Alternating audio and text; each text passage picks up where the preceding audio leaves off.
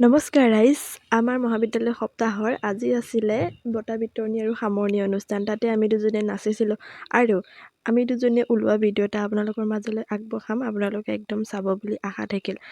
আৰু ৰাইজ গম পাইছে আমি বিয়ানামত ছেকেণ্ড প্ৰাইজ পালোঁ দেই। এয়া মঞ্চত একক অভিনয় প্ৰতিযোগিতাৰ তিনিওগৰাকী বিজয়ী প্ৰতিযোগী ভৰত ভৰালী, অনামিকা বৰা, পিঞ্জু কলিতা আটাইকৈ অভিনন্দন জ্ঞাপন কৰিছোঁ।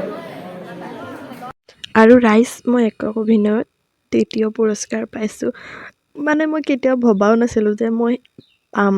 পিছে ভালপোৱা কামবোৰত যেতিয়া এনেদৰে কিবা এটা পাওঁ নহয়, বহুত বেছি আনন্দ লাগে ৰাইজ, বুজাব নোৱাৰোঁ। আমি পিছে নচা ভিডিঅ'টো ইয়াত দেখিছেনে? কি গানত নাচিছিলোঁ বাৰু? আপোনালোকে যদি ধৰিব পাৰিছে কমেণ্ট কৰি জনাবচোন।